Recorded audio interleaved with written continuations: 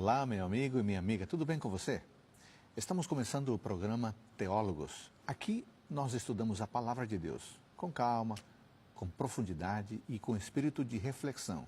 O propósito é conhecer e interpretar corretamente a Bíblia, mas mais do que apenas interpretar, é saber viver a vontade do nosso Pai Celestial. Você pode acompanhar os nossos convidados, informações, curiosidades e os temas acessando as redes sociais que aparecem aí na sua tela. Mateus 28, versículo 19 diz: Ide, portanto, fazei discípulos de todas as nações, batizando-os em nome do Pai, do Filho e do Espírito Santo. Por outro lado, Deuteronômio 6,4 apela para a unicidade de Deus. Quem é a Trindade? Podemos conhecer a Trindade? Qual a importância disso para a nossa vida? Está começando o programa Teólogos.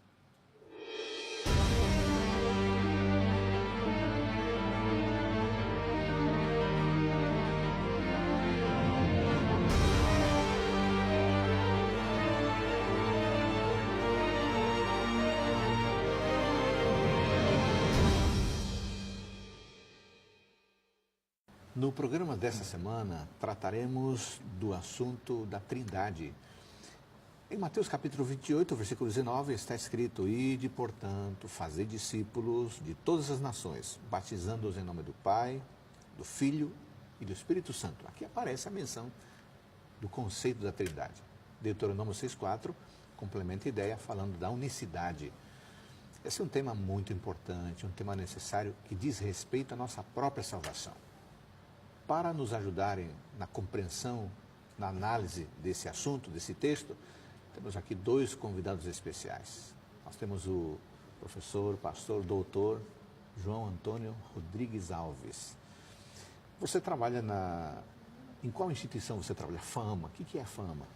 FAAMA é a Faculdade Adventista da Amazônia. Fica ali na região metropolitana de Belém e temos ali um seminário teológico. Muito bem. O pastor João Antônio tem um doutorado em teologia na área de teologia sistemática. Muito obrigado por você estar conosco, tirando esse tempo para nos ajudar a entender esse assunto. Mas o nosso outro convidado é o professor doutor Agenilton Correa. Você também trabalha na FAAMA? Sim, trabalho na FAAMA. E que classes você leciona lá na Faculdade de Teologia? Atualmente eu leciono classes na área de teologia sistemática, história do cristianismo, filosofia e sociologia. Muito bem.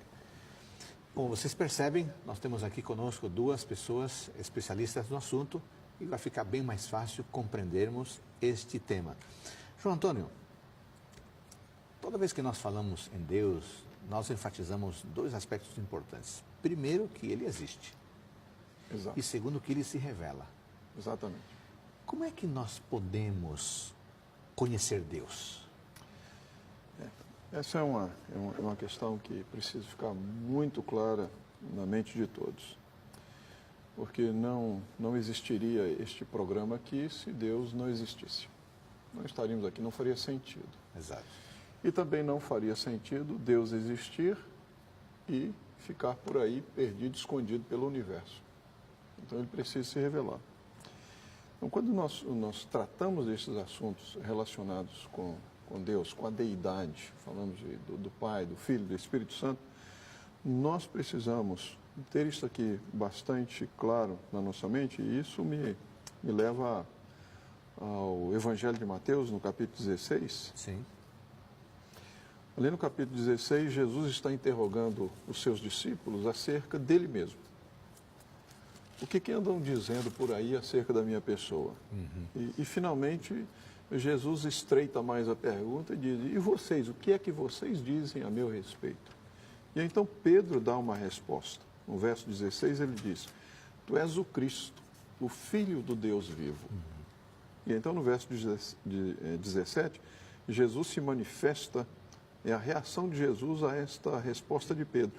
Bem-aventurado és, Simão Barjonas, porque não foi carne e sangue que tu revelaram, mas meu Pai que está nos céus.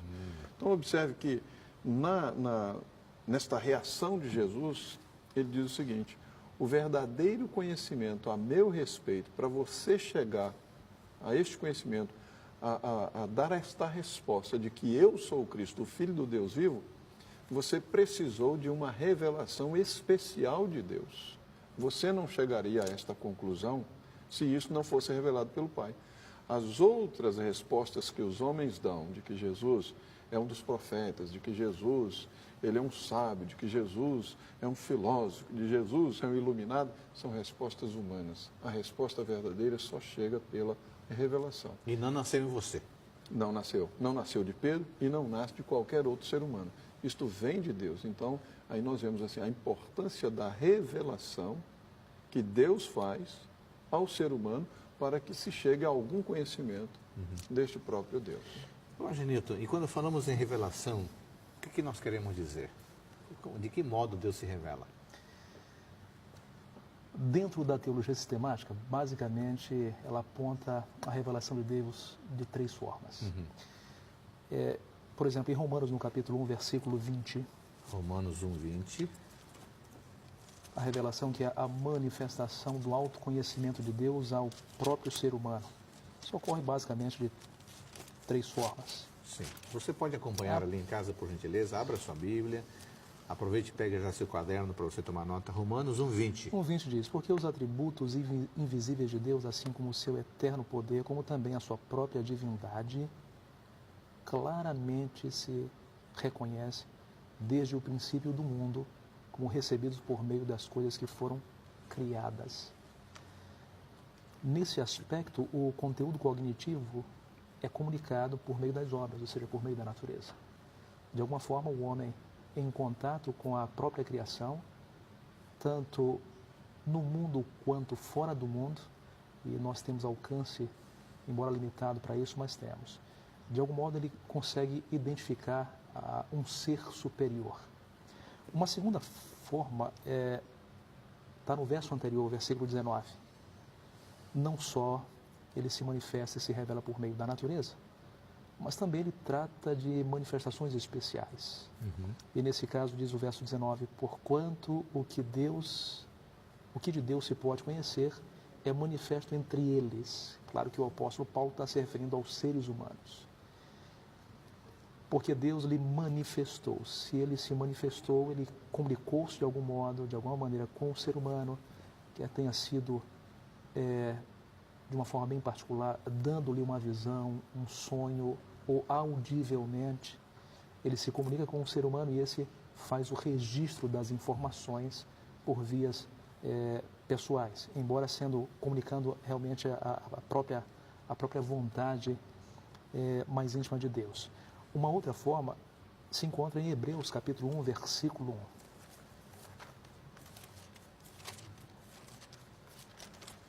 1. Hebreus 1, 1. 1, versículo 1, que diz, havendo Deus outrora falado muitas vezes e de muitas maneiras aos pais, pelos profetas, nestes últimos dias, versículo 2, nos falou pelo Filho. Então, o elemento cognitivo, onde Deus transmite o seu conhecimento ao ser humano, é através dele próprio. Agora é Deus. Ou seja, nós temos a natureza que revela a Deus, nós temos um homem do qual Deus separa e se comunica com ele para que ele registre informações e assim o conhecimento de Deus é revelado, mas aqui também, em algum momento da história humana, Deus, ele entra na história humana, se relaciona mais intimamente através da pessoa de Cristo Jesus. Portanto, a revelação, ela tem algumas características. Ela é seletiva, porque Deus em algum momento selecionou alguém para se auto-revelar.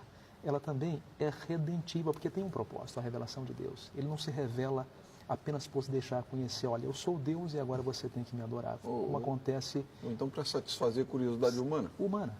Como acontece às vezes em algumas agremiações, ou algumas grandes religiões, onde Deus se manifesta, mas não tem propósitos específicos.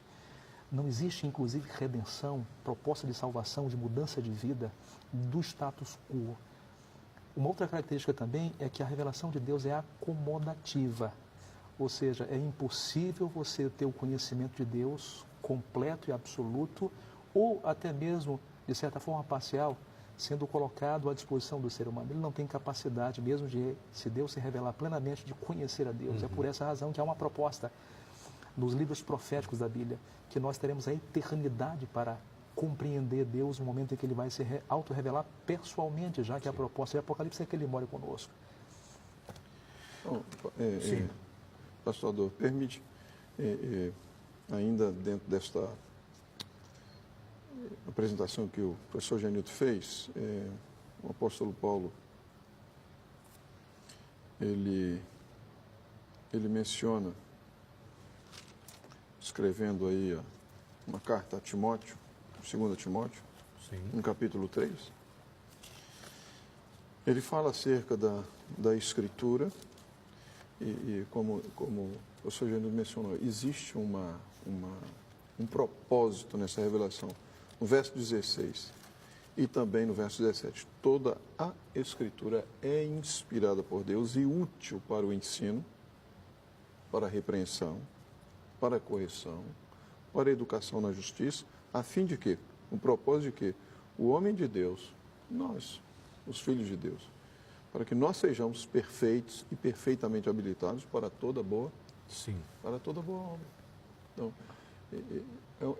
não é alguma coisa solta, é alguma coisa que tem um propósito muito claro e procura realmente nos direcionar nessa vida e nos conduzir para a eternidade. Então a revelação tem um propósito, isso cria um comprometimento por parte do ser humano, né? Exatamente. E aí então nós temos aqui qual é a importância de nós estudarmos, de nós compreendermos. Existe, isso aqui não foi dado aí para ficar recebendo poeira em casa, isso foi dado para ser estudado, para ser investigado, porque Deus se apresenta aqui para nós, a divindade se apresenta aqui para nós. Em um bate-papo anterior entre nós, nós percebemos que a autorrevelação de Deus só é possível se nós considerarmos Ele como um sujeito e não como um objeto do nosso próprio estudo. E nem pelas percepções sensoriais, nem tampouco pela razão podemos alcançar a compreensão de Deus, minimamente, se Ele não se autorrevelar. Mas existe um elemento interessante, que na verdade é uma pessoa, que é a terceira pessoa da Trindade. Você pode crescer em conhecimento utilizando a razão desde que você se submeta à própria vontade de Deus por meio do Espírito Santo. Então, quanto mais humilde você é, mais você obtém conhecimento de Deus e melhor você consegue identificar a sua natureza naquilo que Ele se auto-revelou a nós, evidentemente, e descrever com mais precisão. Isso envolve uma relação pessoal com Deus, ou seja, o Espírito Santo, ele propõe uma relação pessoal a fim de nos dar mais conhecimento, sem, claro, desprezar a nossa capacidade cognitiva. Agora, você então acabou de juntar os três aspectos, né? As três pessoas. Deus que se revela, o Filho que revela o Pai e o Espírito Santo, que é fundamental para compreender esse processo. E nós entramos aqui então em nosso tema específico sobre a Trindade. Mas, afinal de contas, o que é a Trindade? É possível conhecer a Trindade, João Antônio? Bom, em primeiro lugar, e essa é uma crítica que algumas pessoas fazem, a Trindade é uma doutrina que tem uma origem espúria, porque o termo não se encontra na Bíblia. E essa argumentação é forte ou é frágil? É frágil, porque o termo não se encontra, mas o conceito está expresso aí de maneira clara. Então, na verdade, o termo foi cunhado para expressar um conceito que existe. Claro. Então, não é o conceito que foi criado, é o termo que foi criado, mas expressa um conceito que está aí. Então, nós temos esta, e como já foi mencionado em um outro momento, desde o princípio, desde Gênesis 1, já começa mencionando ali Elohim, então nós temos ali uma referência a alguma coisa plural, nós temos o Espírito de Deus sendo mencionado, e depois nós vamos para João 1, verso 1, ele menciona o verbo que estava ativo na criação, o verso 3, e quem é o verbo? É Jesus, o verso 14 diz, ele encarnou, quem encarnou foi esta pessoa da divindade que encarnou. Então, nós temos o conceito, e Mateus, como já foi lido aqui, onde se ordena a fórmula batismal, Pai, Filho e Espírito Santo. Então, nós temos o conceito claramente apresentado, delineado nas Escrituras Sagradas. Agora, Agenilton, o conceito da Trindade afetaria, por acaso, a percepção de um Deus único? Essa foi uma questão muito debatida nos primeiros 5 séculos depois da existência de Cristo, sua morte e ressurreição. E a primeira reunião para tratar disso, de fato, foi quando no Império Romano, sob o comando do imperador Constantino, eu me refiro por volta do século IV, esse assunto foi debatido muito de forma intensa, de modo que o resultado foi um conceito de Deus trinitariano ou triuno em combate a um outro conceito também cristão de um grupo específico chamado de arianos, que tentavam dar uma outra identidade a Deus que não essa de uma divindade em 3 pessoas. Então cria-se o conceito ariano de uma divindade única, sem essa pluralidade interna em Deus. Não é fácil conceituar. Eu pessoalmente me debrucei durante 4 anos sobre esse assunto especificamente, e foi o resultado da minha própria tese doutoral, mas consegui entender muita coisa acerca da Trindade, mas não consegui dar um conceito preciso acerca do que é a Trindade. O mais próximo que nós podemos chegar mediante ao que está apresentado a nós na Bíblia Sagrada é que Trindade consiste numa divindade em 3 pessoas que são coeternas e inteiramente divinas. O Pai, Filho e Espírito Santo tratado, essas nomenclaturas em uma linguagem humana. Nós não temos 3 deuses, nós temos um único Deus manifesto em 3 pessoas. Então poderíamos dizer que é uma unidade de 3 pessoas coeternas. A linguagem humana, o máximo que ela pode fazer é descrever Deus dessa forma. Entretanto, ao contemplarmos a revelação, é possível perceber de que Deus é único. Vimos isso em Deuteronômio 6, versículo 4. O próprio Cristo resgata esse conceito de Deus quando ele se apresenta aqui na Terra. Mas o conceito ele não vai entrar em desarmonia com o monoteísmo, porque os cristãos que tiveram contato com Jesus Cristo facilmente conseguiram harmonizar ou acomodar o monoteísmo ao conceito trinitariano. Muito bem. Está muito interessante o nosso assunto, o nosso diálogo. Eu quero lembrar você que estamos tratando do tema da Trindade e o nosso texto inicial foi de Mateus capítulo 28, versículo 19. Até aqui nós vimos que não há conflito na percepção de 3 pessoas na Trindade com o assunto da unicidade de Deus. Agora, quais são as distintas abordagens para a compreensão da Trindade na tradição cristã? Esse é o nosso assunto no próximo bloco.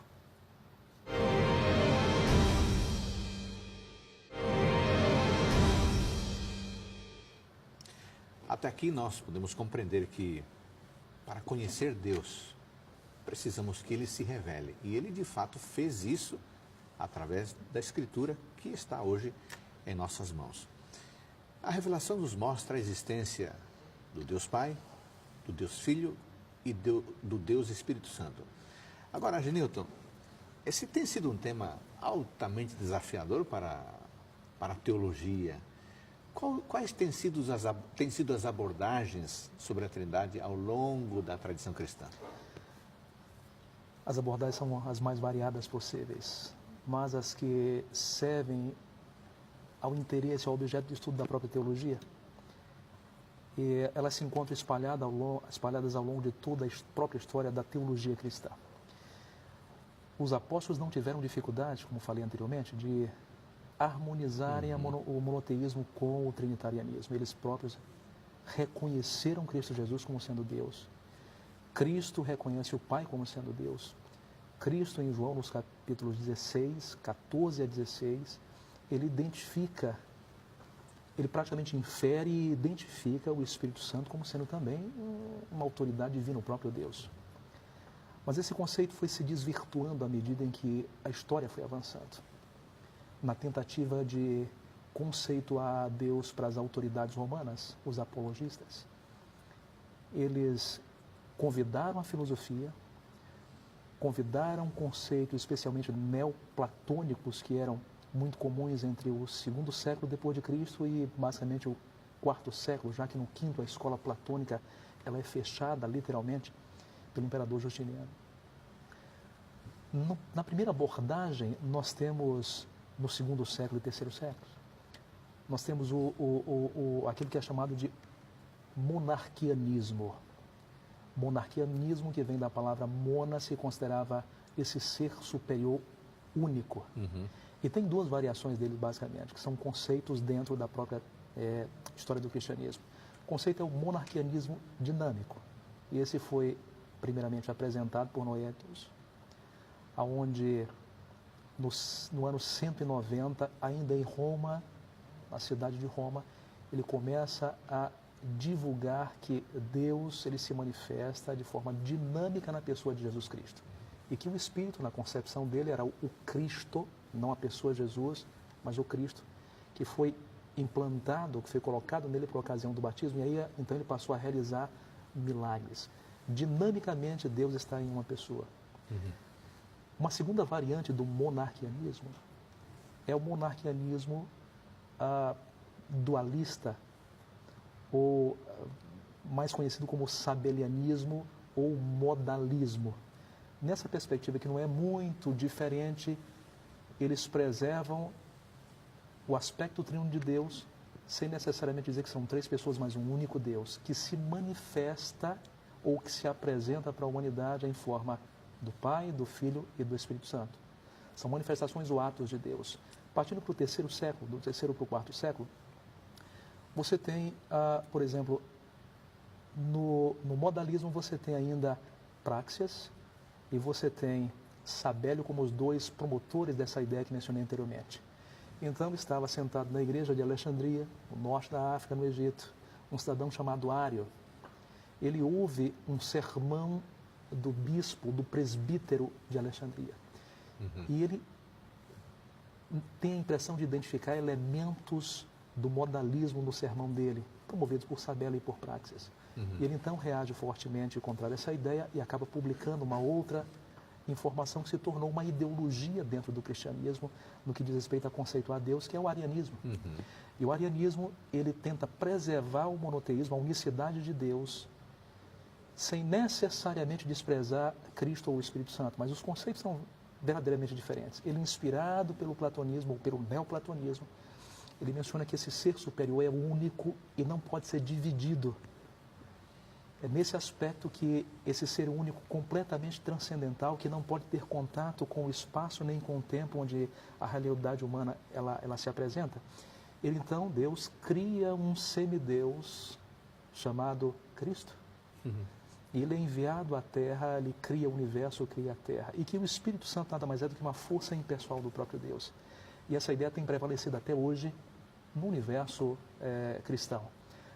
Já partindo do quarto para o quinto século, você tem uma outra ideia, eu diria já bem mais distante, não no quarto, mas já no século XVI, Fausto Sociniano, que era um reformador radical. Durante a Reforma Protestante, você tem alguns personagens importantes, Sim. Martinho Lutero, inclusive esse ano, em outubro, comemoramos os 500 anos da Reforma Protestante. Exato. São eventos aí bastante marcantes. Você tem Martinho Lutero, João Calvino e outros reformadores. A reforma radical, que ela gira em torno do ambiente ali na Suíça de João Calvino, você tem aquilo que é chamado os anabatistas, e entre eles você tem 4 grupos. O quarto grupo era o mais radical de todos eles, porque eles tentavam preservar a todo custo a unicidade de Deus contra e reagindo contrariamente aos próprios reformadores. Fausto Sociniano, ele se levanta e diz claramente que Deus é um ser, ou seja, ele ressuscita as ideias de Ari. E aí dá, então, condições de que os unitarianos criados a partir deles, eles possam prosseguir até 1930 e depois eles se modificam em outras igrejas presentes em nosso meio na atualidade. Já para o quarto século, voltando um pouquinho, nós temos o triteísmo, entre o quarto e o sexto século, que foi promovido especialmente por João Filó. Ele dizia que não, que realmente nós temos 3 deuses distintos, cada um com a sua substância divina. Eles são iguais porque são deuses. Enfim, esses são os conceitos Isso vai básicos. completamente contra o que Deuteronômio 6 fala, né? Certamente. É contrário ao Shema de Deuteronômio, que menciona a unicidade de Deus, mas ao mesmo tempo infere uma pluralidade ali. Ô João, essas ideias que o Agenilton acabou de resumir muito bem, muito claramente, elas não ficaram apenas no campo da contemplação, elas afetaram a compreensão da própria igreja, não foi? Afeta a compreensão da igreja e afeta a missão da igreja. Porque se nós aceitamos alguma ideia dessas que foram surgindo no decorrer dos séculos, isto vai afetar, por exemplo, a doutrina da salvação. Porque lá no livro de Atos está escrito: não há salvação em nenhum outro nome dado entre os homens. E a referência ali, a salvação é através de quem? De Cristo. Se Cristo não é Deus, e aí entra as implicações da doutrina da salvação. Se Cristo é apenas um ser humano, ou se Cristo é um ser criado, então poderia ter vindo qualquer outro, poderia ter vindo um anjo, alguma coisa assim, que é um ser criado. E outra coisa, Deus está, digamos, está convocando alguém: venha você aqui e você vai pagar pelo erro do homem. É uma implicação soteriológica na doutrina da salvação. Agora, quando Deus diz o seguinte: não, Jesus é Deus, então eu mesmo assumo o problema em mim mesmo e vou resolver o problema do pecado. Então, é uma implicação que tem que ver com a minha experiência de salvação. Se eu abandono isso, e ao mesmo tempo, se eu abandono a questão do Espírito Santo, então eu estou abandonando aquele que pode me conduzir nesse processo de salvação também. Rodolfo, o que nós temos hoje são igrejas cristãs, consideradas cristãs, que elas não seguem de modo algum essa ideia de um Deus plural. Veja bem que essa herança, ela, logo após a Reforma Protestante, com o advento do grande movimento filosófico, intelectual, social, político, artístico, chamado Iluminismo. Com o Iluminismo, Deus ele fica cada vez mais distante do próprio ser humano.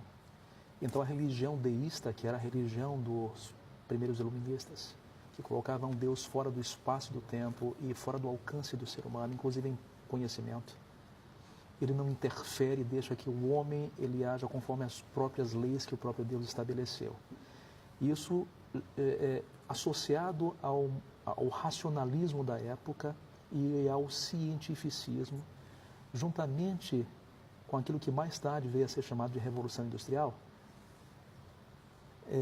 influenciou no conceito de Deus e desvirtuou a questão da Trindade. Nós temos hoje teólogos modernos como Karl Barth, por exemplo, que tentou ressuscitar e resgatar um pouco acerca desse ser transcendental, trazer um pouco mais perto do homem, e não teve muito sucesso. Mas antes dele, especialmente no finalzinho do século XIX para o início do século XX, o maior movimento que surge na Europa, especialmente na Alemanha, é o que nós chamamos de teologia liberal.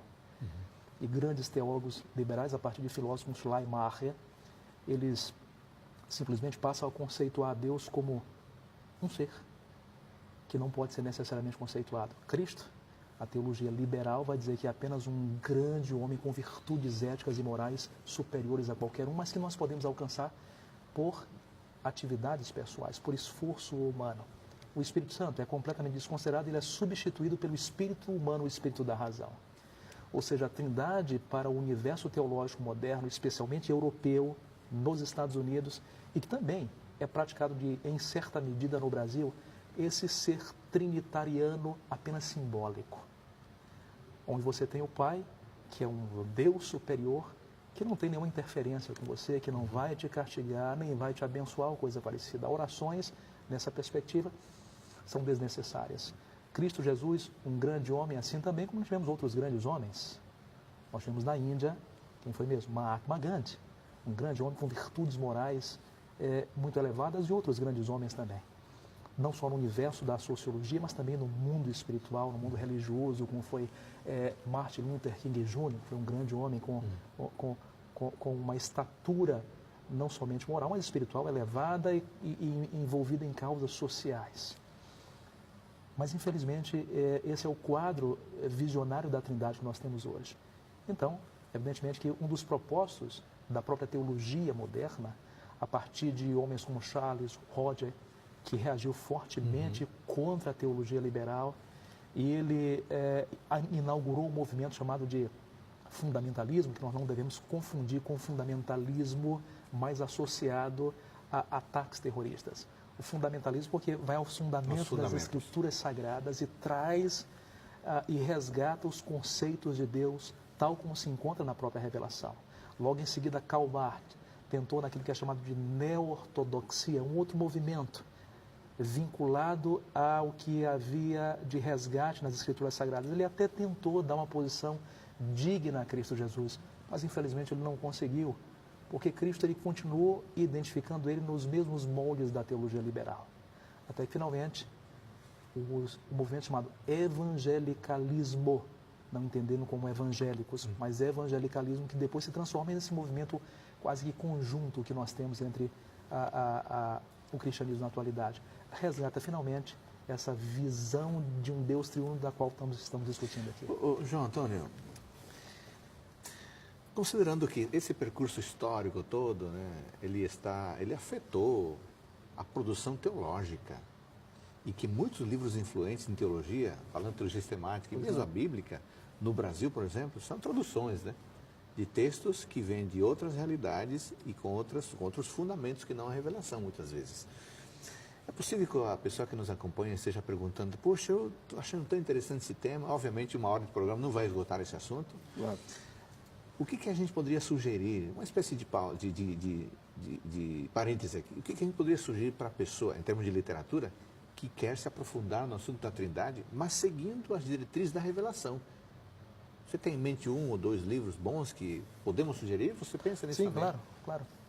Bom, a Casa Publicadora Brasileira mesmo publicou aí, não faz muito tempo, um livro que tem esse nome aí, né? A Trindade. A Trindade. Então, porque nós pretendemos, e era o propósito do autor ali, exatamente esse resgate e apresentar a partir daquilo que está revelado na Escritura Sagrada. Não é a reflexão humana pura e simples, mas é uma reflexão humana que se pretende orientada pela revelação de Deus na Bíblia e ainda, como nós costumamos dizer, iluminada pelo Espírito Santo. Sim. Para que esse conhecimento que se pretende apresentar seja o conhecimento que Deus deseja que nós alcancemos. Que literatura você sugere? Eu sugiro as literaturas clássicas da própria teologia sistemática.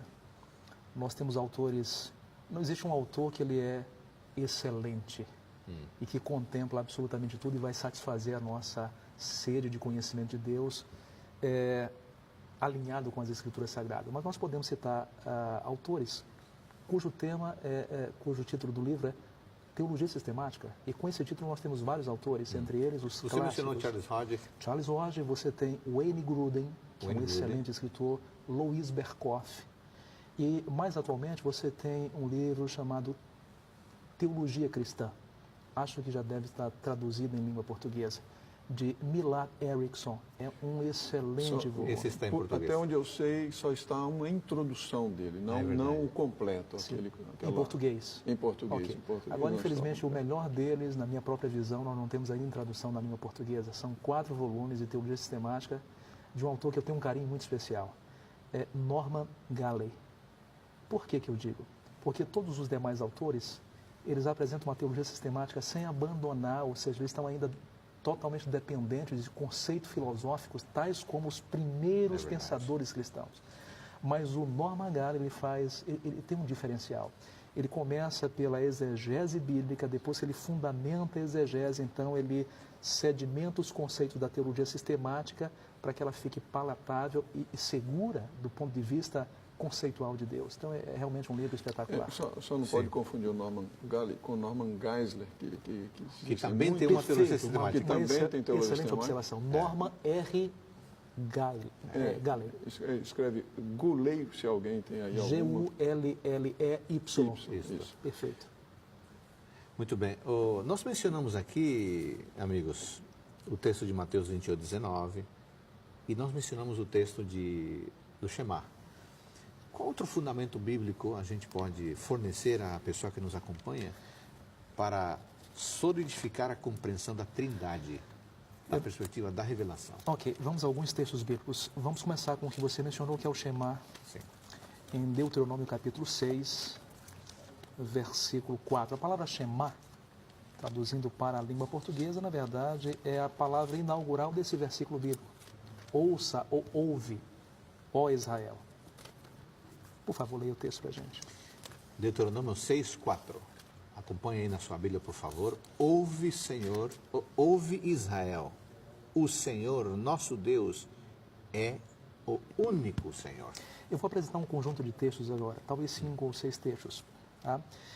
Esse texto é interessante porque a palavra único, que é errat, aqui, é diferente de yahid. Qual é a distinção? A palavra único, ela é a mesma palavra aplicada quando Adão e Eva são convidados para se tornarem uma só pessoa, uma só carne. É a mesma palavra. O que nos permite inferir uma pluralidade nessa unicidade. Se Moisés, o autor desse livro, quisesse dizer que Deus é um Deus solitário, que não há pluralidade interna nele, ele utilizaria essa outra palavra em hebraico, yahid. Mas ele não utiliza. Partindo desse princípio, é mais confortável a gente observar o que Cristo falou acerca dessa passagem bíblica. Em Mateus, no capítulo 22, versículos 34 a 37, na sequência, acho que os versículos 41 também seriam interessantes. Mateus, o capítulo 22, versículos 34. Vamos fazer o seguinte, Agenilton. Pois não. Nós vamos retomar esse assunto, esse texto, no próximo bloco. Até aqui, ficou muito claro para nós que, infelizmente, a tradição cristã não deu ao tema da Trindade o tratamento correto, seguindo a revelação. Então, nós vamos agora fornecer a você uma base bíblica sólida para você compreender esse tema e para compreender a importância da Trindade na nossa própria salvação. Voltamos em seguida.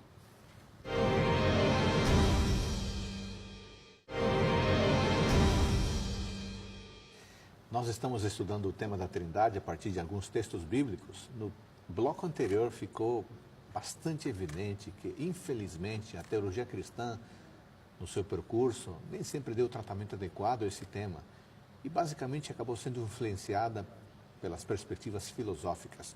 Então, nós estamos agora nesse último bloco, Agenilton, vamos fazer um exercício bíblico. Você começou citando Deuteronômio 6:4.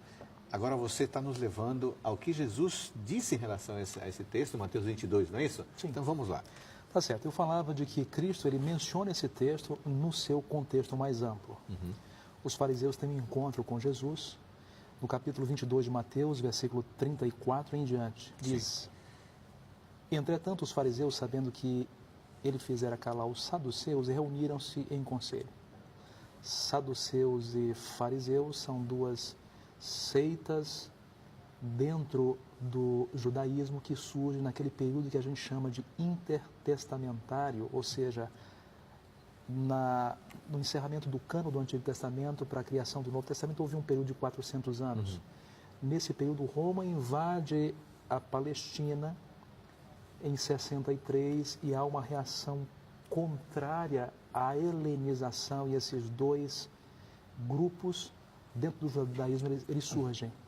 E havia basicamente algumas perspectivas que um acreditava e outro era contrário, mas que realmente nós não temos tempo para verificar. Mas o texto diz que eles se reuniram em um conselho, e um deles, intérprete da lei, ou seja, alguém realmente versado em teologia judaica, experimentando, lhe perguntou: Mestre, qual é o grande mandamento da lei? Ele respondeu: amarás o Senhor teu Deus de todo o coração, de toda a tua alma e de todo o teu entendimento. Esse texto é o verso 7 de Deuteronômio capítulo 6. Você tem o verso 4, perdão, é o verso 5, é logo em seguida. Então ele continua no diálogo, vamos para o verso 41. Reunidos os fariseus, interrogou-os Jesus: que penseis vós do Cristo? De quem é filho? Ele está agora lidou no campo da unicidade de Deus. Para então introduzir ele como parte dessa unicidade de Deus, ou como a segunda pessoa. Eles responderam imediatamente: de Davi. O versículo 43 diz: Jesus lhe replicou dizendo o seguinte: como, pois, Davi, pelo Espírito, chama-lhe Senhor, dizendo: disse o Senhor ao meu Senhor, assenta-te à minha direita até que eu ponha os teus inimigos debaixo dos teus pés. E ele faz um questionamento interessante, uma pergunta retórica para os fariseus. Se Davi, pois, lhe chama Senhor, como é que ele é seu filho? Ele está referindo-se a ele próprio, naquele texto, resgatando a ele próprio. Ninguém lhe podia responder porque era um conhecimento novo. Observa que eles ficaram emudecidos, porque Cristo vem ampliando a revelação. Ele vem ampliando a revelação, o conhecimento do próprio Deus na pessoa dele próprio. João, no capítulo 10, aí sim, eles ficam em silêncio agora, mas eles reagem violentamente a uma outra afirmação dessa natureza. Eles disseram assim, ou ele deve ter se equivocado, ou alguma coisa parecida. Ele está dizendo que ele é Deus, é isso mesmo? Será que eu entendi direito? Eles devem ter discutido esse assunto. Mas voltando aqui a outro texto, João 10, verso 30 e até o verso 33. João Antônio, por favor, me ajude com o texto enquanto eu identifico ele. João capítulo 10, a partir do verso 30. Eu e o Pai somos um. Novamente pegaram os judeus em pedras para lhe atirar. Disse-lhe Jesus: tenho-vos mostrado muitas obras boas da parte do Pai. Por qual delas me apedrejais? Responderam-lhe os judeus: não é por obra boa que te apedrejamos, e sim por causa da blasfêmia, pois, sendo tu homem, te fazes Deus a ti mesmo. A ti mesmo. Então essa foi a reação violenta dos judeus para com Jesus Cristo. É claro que nesse mesmo livro, em João capítulo 1, versículo 1, Adolfo, por favor, leia para mim. João 1:1, no princípio era o Verbo, e o Verbo estava com Deus, e o Verbo era Deus. Uma referência clara sobre a divindade de Cristo. E ele próprio ele só faltou dizer, olha, eu sou Deus. Sim. Mas ele disse, eu e o Pai somos um, e os fariseus sabiam exatamente o que significava isso. E a reação foi porque eles compreenderam o que estava Porque dizendo. eles compreenderam o que estava dizendo realmente. Há mais dois textos que identificam Sim. Cristo, então passamos para o Espírito Santo. Filipenses, o capítulo 2. Uma carta maravilhosa que o apóstolo Paulo escreve aos cristãos na cidade de Filipe, na Ásia Menor. Capítulo 2, a partir do versículo 5.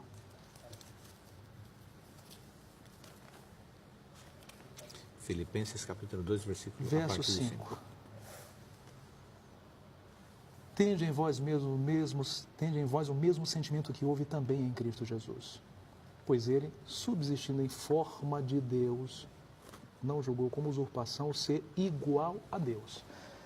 Observe que não só Cristo pega o Shema, no seu contexto mais amplo, ele aplica a si próprio, identifica que ele é parte dessa pluralidade que o Shema, em Deuteronômio 6, verso 4, infere. Ele agora esclarece e amplia a revelação, dizendo que ele é parte da divindade. Mas os seus seguidores, especialmente um homem experimentado com Paulo, nós estamos falando de Paulo, que escreveu Filipenses, ele foi um judeu treinado no ensino rabínico. Então, alguém altamente versado, estrito nessa área do judaísmo. Portanto, um monoteísta. E ele se sente confortável, muito confortável em dizer que Cristo é exatamente Deus. Na sequência, nós temos o versículo 10, que se porventura ele tivesse dado alguma vacilada em ter escrito alguma coisa errada, ele vai reafirmar o pensamento dele dizendo o seguinte: para que ao nome de Jesus se dobre todo o joelho. Ora, dobrar o joelho diante de um ser humano não é permitido pela Bíblia. Isso infere a adoração. Só diante da divindade. Só diante da divindade, nos céus, na terra e debaixo da terra. Versículo 11, toda língua confessa que Jesus Cristo é o Senhor. Essa expressão Senhor, utilizada em uma versão antiga chamada Septuaginta.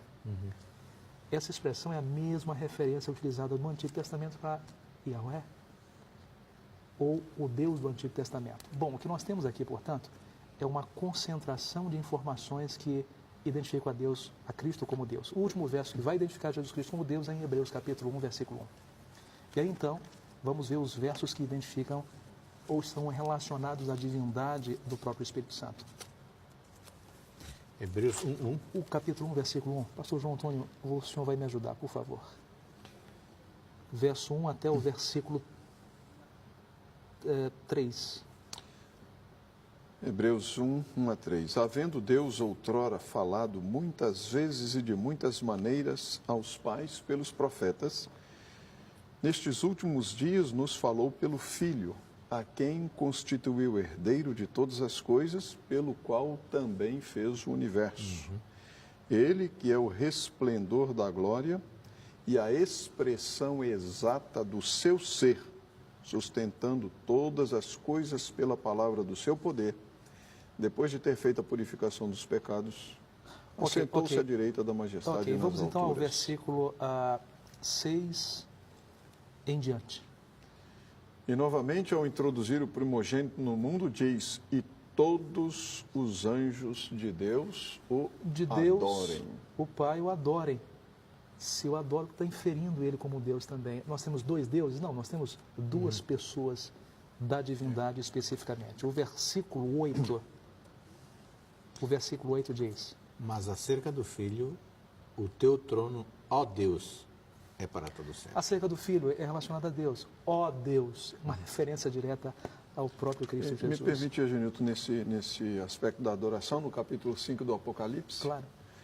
depois que o Cordeiro toma o livro e assim por diante, o verso 8 diz assim: e quando tomou o livro, os 4 seres viventes e os 24 anciãos prostraram-se diante do Cordeiro e entoavam um novo cântico, dizendo: tu és digno, e assim por diante. Observe que, mencionando Apocalipse, no capítulo 12 de Apocalipse, Cristo, ele é identificado. Se nós perdêssemos quase toda a Bíblia e sobreviver somente ao capítulo 12, nós teríamos a capacidade, não precisa, mas de compreender em geral o plano da redenção inteira descrito em toda a Bíblia. Quando Cristo, ele no capítulo 12 é identificado como o nosso Salvador, aquele que morreu, o capítulo 5 de Apocalipse menciona conjuntamente com o capítulo 12 que ele ressuscita e vai para o céu. O capítulo 3, versículo 21, diz que ele faz uma promessa a Cristo. E a promessa é que aos vencedores sentariam com ele no trono, onde ele estaria com o seu próprio Pai. No capítulo 3 e 4 são reveladores, porque no capítulo 3 mostra ele com o Pai diante do trono. No capítulo 4 também não é diferente. O capítulo 5, que trata da entronização de Cristo Jesus, menciona no versículo 6, por exemplo, que Cristo, assim que ele é entronizado, o Espírito Santo é enviado para a terra.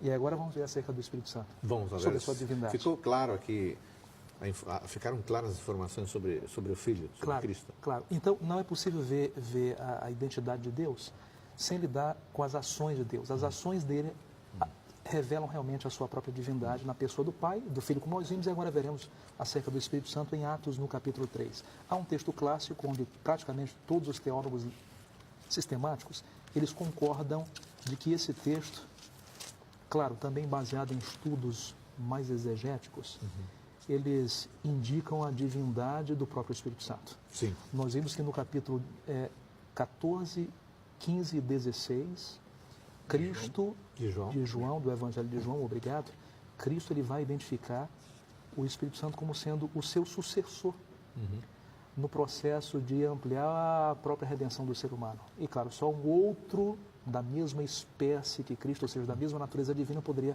prosseguir com a redenção do homem. E você está mencionando Atos 3 agora? Eu estou mencionando agora Atos 3. Falando agora do Espírito Santo. Desculpe, Atos capítulo 5. Atos 5, né? Versículo 3. Ananias e Safira. Ananias e Safira. Pastor João, por favor. Atos 5, verso 3, então disse Pedro: Ananias, por que encheu Satanás teu coração para que mentisses ao Espírito Santo, reservando parte do valor do campo? Pode continuar lendo. Conservando porventura não seria teu e vendido não estaria em teu poder? Como, pois, assentaste no coração este desígnio?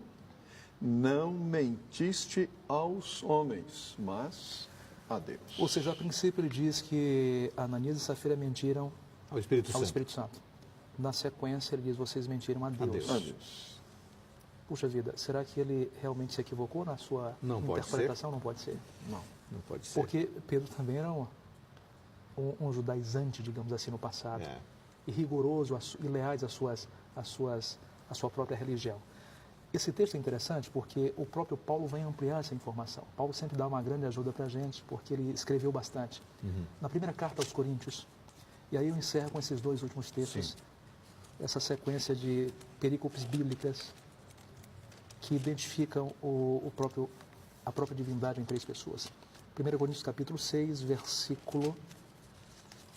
Vamos ver na sequência, capítulo 3, depois em seguida o capítulo 6. 3, versículo 16. Diz assim, não sabeis se vós que sois santuário de Deus e que o Espírito de Deus habita em vós, dá a impressão seguinte, que o Espírito é de Deus que pertence a eles. Aqui os teólogos liberais poderiam dizer, não, isso é só uma força impessoal de Deus. Mas ao analisar o capítulo 16, versículo 19, esta mesma carta, 6:19, né? 6:19. Acaso não sabeis que o vosso corpo é o santuário do Espírito Santo? Anteriormente ele disse é o santuário de Deus, mas agora diz que é o santuário do Espírito Santo. O que infere não, o que declaradamente identifica o Espírito Santo como sendo também Sim. Deus ou parte da divindade na sua terceira pessoa, como nós classificamos realmente. Existem muitos outros textos, mas eu sou apaixonado por esses porque eles têm uma harmonia especial e demonstram realmente essa pluralidade dentro da divindade. Muito bem. Ficou claro para nós todos aqui que o Pai é parte da pluralidade da divindade, o Filho e o Espírito Santo. Infelizmente, a tradição cristã, a teologia, não tem seguido esse raciocínio, porque não tem valorizado a revelação como deveria. João Antônio, falamos de filosofia no início, falamos de teologia. Agora, isto aqui tem a ver diretamente com a vida da pessoa que nos acompanha? Seguramente, tem tudo a ver, porque, como já mencionamos em algum momento, a vida eterna está relacionada com isso daqui.